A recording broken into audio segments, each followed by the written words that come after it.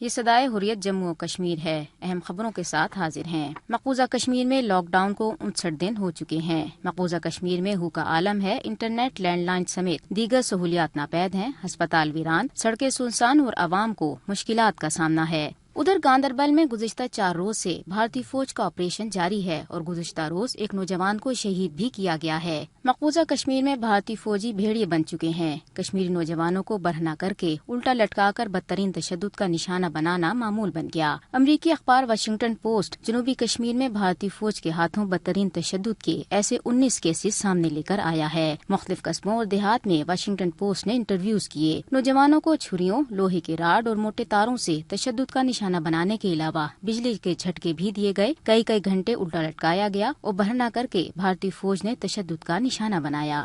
پاکستان کے دورے پر آئے امریکی اراکین کانگریس کے ساتھ ملاقات کرتے ہوئے پاکستانی وزیر خارجہ نے کہا ہے کہ مقبوضہ کشمیر میں بھارتی غیر قانونی اقدامات نے خطے کو شدید خطرات سے دوچار کر دیا ہے۔ امریکہ کو 80 لاکھ نہتے کشمیریوں کو بھارتی استبداد سے نجات دلانے کے لیے اپنا کردار ادا کرنا ہوگا۔ صدر آزاد کشمیر سردار مسعود خان نے کہا ہے کہ بھارت مسئلہ کشمیر کے حل میں سنجیدہ اور مخلص نہیں ہے۔ ان کا کہنا ہے کہ کشمیری عوام بھارت کے غاصبانہ قبضے کے خاتمے کے لیے جدوجہد میں پرعزم ہے اور مقبوضہ کشمیر بھارت کے لیے دوسرا ویتنام ثابت ہوگا۔ خبریں ختم ہوئیں۔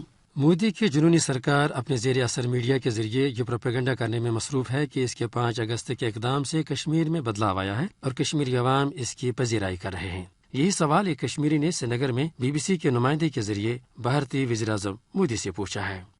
میں ہندوستان کے پرائم منسٹر کو کہہ رہا ہوں، اگر واقعی ان کے بیان کے مطابق 95% لوگ دفعہ 370 ہٹائے اس کے حق میں ہیں تو سمپل سی ایک بات ہے۔ یہاں دیکھیے 2 مہینے سے ہڑتال چل رہی ہے، 2 مہینے سے لوگ باہر نہیں آ رہے ہیں، خاموش احتجاج ہے یہ۔ یہاں لوگ امن پسند ہیں لیکن امن کے ساتھ ڈگنیٹی چاہتے ہیں۔ جو ان سے وعدے کیے گئے تھے وہ وعدے پورا کیا جائے۔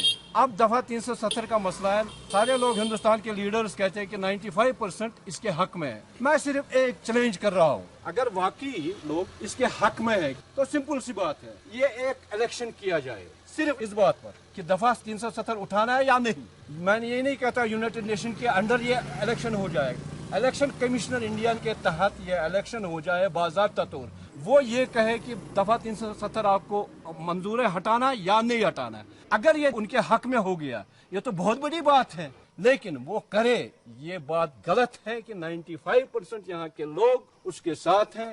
حقیقت یہ ہے کہ بھارتی حکمرانوں نے کبھی بھی کشمیری عوام کی رائے کا احترام نہیں کیا اور آج بھی ان کی یہی پالیسی ہے کہ فوجی بندوق کے ذریعے کشمیری عوام کا حق آزادی دبایا جائے۔